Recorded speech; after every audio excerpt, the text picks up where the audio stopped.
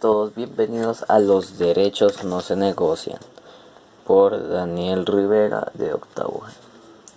Hoy vamos a hablar a todo lo que rodea la Revolución Francesa, que la situación social y política era muy diferente a la actual. Con ello vinieron injusticias y desigualdades en la sociedad feudal, sobre todo a los campesinos que no contaban con los privilegios de la nobleza o el clero. Intelectuales ilustrados como Montesquieu, Voltaire y Rousseau habían ido formulando principios políticos, soberanía popular, igualdad ante la ley y separación de poderes, que fueron abrazados por la burguesía, clase que se quería ver implicada en las decisiones políticas. Gracias a la inexperiencia de Luis XVI, sumado a la mala administración de su parte, generó una bancarrota en el país. Sumado a las malas cosechas, genera una situación de miseria y hambre, que a pesar de las proposiciones del rey y del rechazo de las ideas del pueblo, terminaron en la conformación de la Asamblea Nacional, cuyo objetivo era dar a Francia una constitución, que dio frutos el 14 de julio de 1789 en el asalto de la Bastilla, fortaleza que servía de prisión y que era un símbolo de la monarquía absolutista. Desde ese momento la revolución había comenzado. Para el 4 de agosto de 1789, la Asamblea Nacional, convertida ya en constituyente, decretó la abolición de todos los derechos y privilegios feudales. Y el 26 de agosto se publica la Declaración de los Derechos del Hombre y del Ciudadano, basada en los principios de libertad, igualdad y fraternidad, dando paso a la Constitución de 1791, donde se incluye la división de poderes. El rey Luis XVI fingía aceptar las reformas, estaba reuniendo en secreto con otros líderes. Incluso una vez hizo un intento de fuga que terminó en detención y tiempo después ejecución. Después de esto hubo una inestabilidad, porque aunque la Asamblea Legislativa promulgó medidas progresistas, fue incapaz de satisfacer el descontento de las clases populares ante la carestía de productos básicos. Como consecuencia, el agravamiento de la crisis económica, lo que tiempo después llevó a la revolución a una etapa de terror. Robespierre, líder jacobino en la montaña, se asumió el control absoluto del Comité de Salvación Pública, comité conformado por 12 notables, transformando la institución en un instrumento exclusivo al servicio de sus ideas. Por eso, más de 2000 terminaron decapitados en la guillotina, sean por ser enemigos públicos o razones personales, por lo que el 27 de julio de 1794 los miembros del comité abuchearon el parlamento de su presidente y votaron en su contra, lo que terminó en su guillotinamiento, lo que a su vez marcó el fin del terror. En 5 años sucedieron varios golpes de estado entre los termidorianos y jacobinos, hasta el golpe de Brumario liderado por Napoleón Bonaparte. En 1799 el primer cónsul y luego cónsul vitalicio, para después hacerse proclamar emperador por el Senado en 18 de mayo de 1804, con la aceptación de casi todo el pueblo francés, iniciándose así la etapa imperial. La monarquía imperial no fue en adelante más que una monarquía absoluta, en la dirección en la que el gobierno estuvo solo y exclusivamente en manos del soberano. Ni la constitución, ni las leyes, ni la majestad de los otros poderes del Estado fueron respetadas, suprimiéndose igualmente la libertad individual y la libertad de pensamiento. El emperador se rodeó de una numerosa y elegante corte integrada por sus familiares y generales, quienes otorgó títulos nobiliarios. Sin embargo, Napoleón se preocupó en dar gran impulso a la cultura, el fomento de la industria y el comercio. Habilitó numerosos puertos y embelleció París y otras ciudades. Después de esto ocurrieron muchas guerras y peleas, sobre todo hacia Inglaterra, hasta que fue derrotado en la batalla de Leipzig, para luego volver al trono y ser derrotado definitivamente en la batalla de Waterloo, entregándose a los ingleses, siendo llevado a la isla de Santa Elena, muriendo allí como prisionero de guerra. ¿Qué lograron con esta revolución?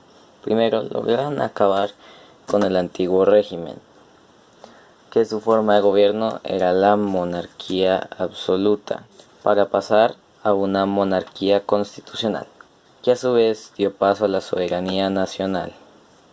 La burguesía ya toma participación política. Las ideas revolucionarias se extendieron a toda Iberoamérica y finalmente lograron el nacionalismo y el liberalismo en Europa. En este episodio analizaremos a Napoleón y su imperio, el cual quería llevar las ideas de la Revolución Francesa por toda Europa, pero en el proceso se dejó llevar por su sed de poder.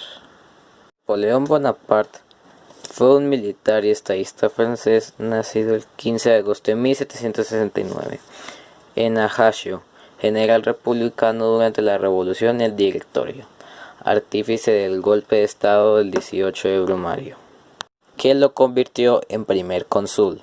Bonaparte nació en una familia de 8 hermanos, de los cuales 5 de ellos eran varones.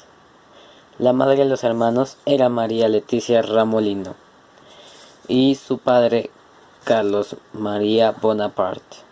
Su madre fue la que le enseñó casi todo, pero su padre fue el que le consiguió una beca para la escuela militar en Francia. La Revolución Francesa ocurrió.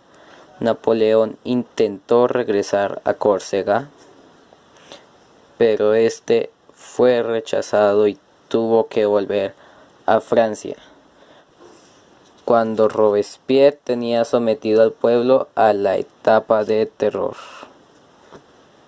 Después de ser nombrado primer cónsul y luego vitalicio, se autoproclamó emperador, teniendo como objetivos la igualdad de la población ante la ley, hacer desaparecer los privilegios de los nobles, entre otros más. Pero su ansia de expandir su imperio le hicieron perder en Leipzig y luego definitivamente en Waterloo. Napoleón fue derrotado por primera vez. Las grandes potencias ganadoras, o sea, Austria, Rusia, Prusia y Reino Unido, se reunieron en un congreso en Viena en 1814 a 1815 para intentar restaurar los cambios que hizo Napoleón. Además, evitar que surgiera un nuevo Napoleón o una nueva Revolución Francesa. Este congreso tuvo varios objetivos, como la Santa Alianza, una alianza política y militar en la que se reunieron ejércitos monárquicos, o la redistribución del territorio, junto a la restauración de las monarquías.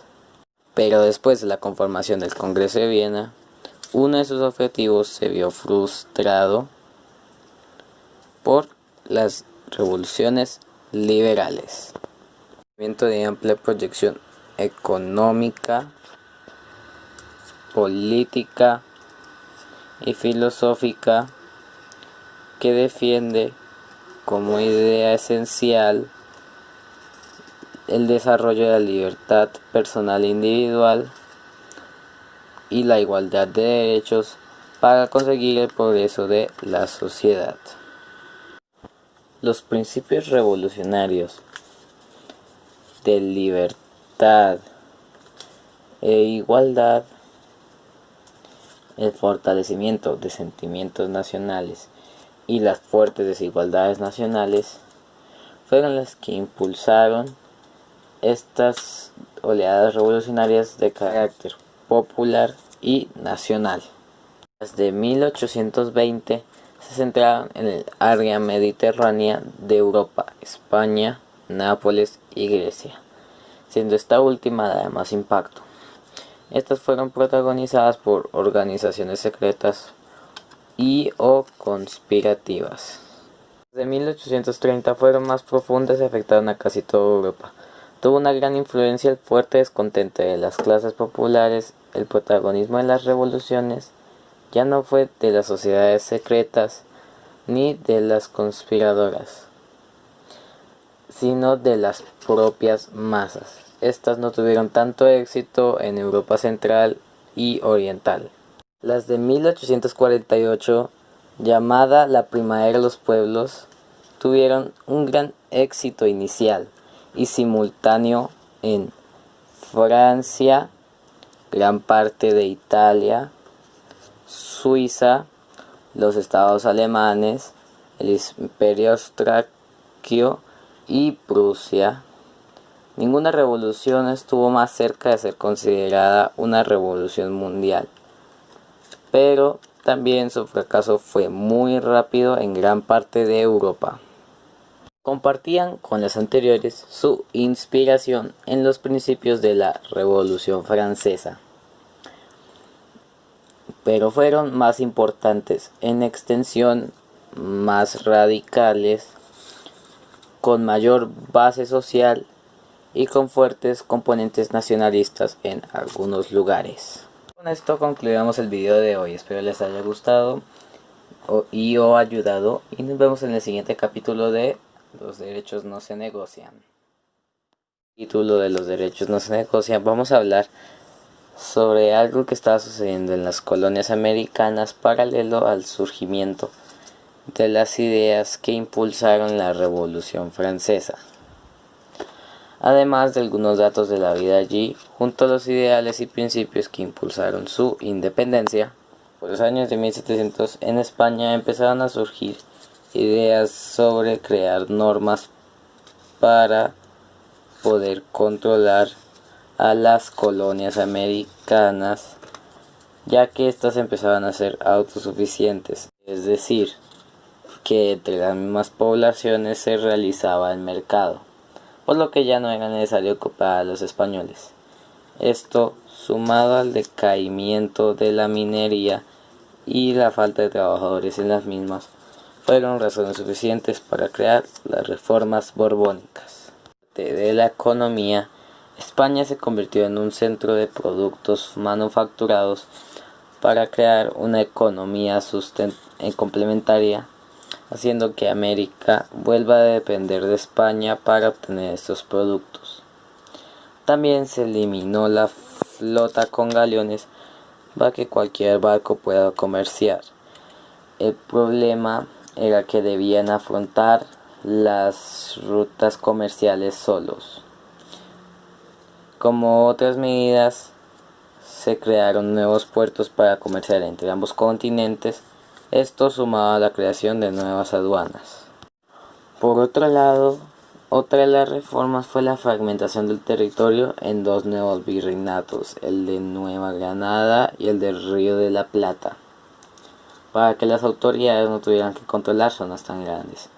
Por último, se reforzó la fuerza fronteriza con fuertes y aumentaron las milicias, gente de las ciudades para proteger su pueblo. Hablando de América, en ella había una organización social que fue determinante para la vida en la misma. Los dominantes son los blancos, españoles y los criollos, españoles nacidos en América. Ambos podían tener cargos políticos e influencia en la economía, pero los criollos no podían acceder a los cargos políticos más altos. Los nativos e indígenas eran usados como sirvientes o fuerza de trabajo para minería y o agricultura. Después también se utilizarían para algo llamado encomienda, trabajos que luego se le darían a los esclavos traídos de África a causa del descenso en la población nativa y la decaída de la minería. Luego, algunos esclavos intentarían escapar, algunos otros ahorrarían suficiente dinero para ser libres, porque ellos no tenían derechos. Pero controlar América no fue la única preocupación de los españoles, ya que en los años de 1789 comenzarían a surgir movimientos que pondrían problema a la monarquía española.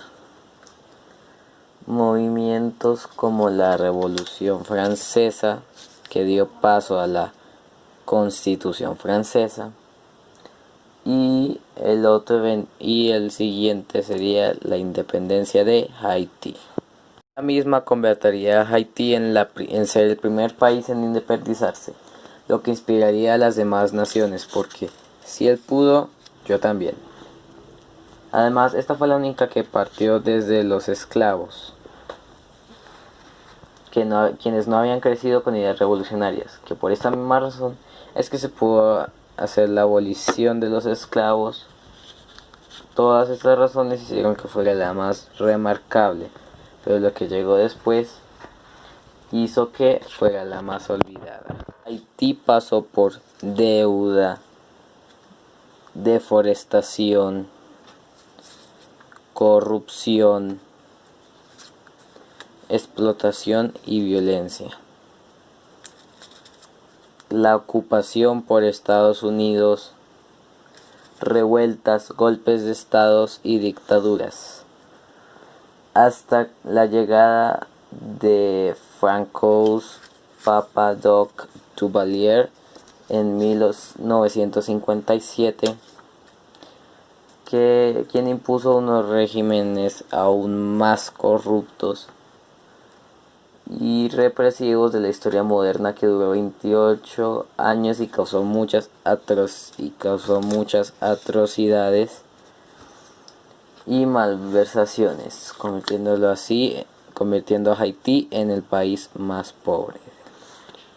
Pero a pesar de esto, la idea de la independencia siguió adelante, y aunque no fue del agrado o comprensión de todos, en la Nueva Granada fue apoyada principalmente por los criollos, quienes podían generar este tipo de ideas gracias a la influencia española que estos tenían, sumado a que los criollos sabían cómo se manejaba el territorio americano. Criollos quienes querían de la participación del pueblo y que las decisiones no se tomen por parte de una sola persona, el rey, quien podría hacer todo para su propio beneficio. Ideas que impulsaron estos movimientos vienen de uno más importante. Ideas como la igualdad de derechos y la división de poderes surgieron en la Ilustración, gracias a los pensadores ilustrados, un grupo de intelectuales, pensadores y filósofos que se oponían al antiguo régimen. Cambiar la forma de entender el poder y la sociedad. Sus ideas cambiarían la forma de pensar de algunos, pero serían para el beneficio de todos y cada uno. El intervencionismo se denomina intervencionismo a la tendencia a intervenir, participar o inmiscuirse en asuntos ajenos a los propios. Este término normalmente se refiere al ámbito político y económico, que para la relación de los demás videos es el que vamos a trabajar. Sobre la economía hace referencia a la participación o la interferencia del Estado o de los órganos de la administración pública en la actividad económica de otro país. En el caso de la política existen dos casos, el interior y el internacional. El interior se trata de cuando un poder se excede en sus atribuciones o facultades e interfiere en las decisiones de otro poder dentro del mismo estado. El internacional es cuando un país, por medio de un conjunto de acciones, pretende influir o interferir en las acciones o decisiones de otro país. De diferentes mecanismos de presión y coacción que van desde la diplomacia hasta el uso de la fuerza. Como ejemplo vamos a usar de uno de los más conocidos, el cual es el Canal de Panamá. Panamá era inicialmente parte de Colombia. Estados Unidos estaba interesada en esta para expandir su poder colonial en América. Así que decidió ofrecerle apoyo en la construcción del canal para usarla en su propio beneficio, en aumentar su poder marítimo e influenciar en la economía de Panamá. Para terminar esta serie de videos, vamos a sacar una conclusión en torno al título de la misma. Los derechos no se negocian. Vemos que no todos conocían o comprendían lo que eran los derechos. Solo aquellos que eran privilegiados pero no estaban de acuerdo con el trato a las decisiones que se tomaban frente al pueblo. Pero estas ideas luego se revelarían y esparcerían por todo el pueblo, quien ya con este conocimiento podía causar una revuelta que se convertiría luego en la Revolución Francesa, sus ideas expandidas por Napoleón y al final conseguir la Constitución Francesa. Ahí no acaba este proceso y el resto del mundo fue aún más complejo y largo el proceso que se obtuvo por medio de guerras y luchar por los mismos para lograr que la sociedad pudiera tener los derechos que tenemos actualmente. En América tocó primero independizarse para luego incluso llegar a pensar en ellos, que no hubiera discriminación.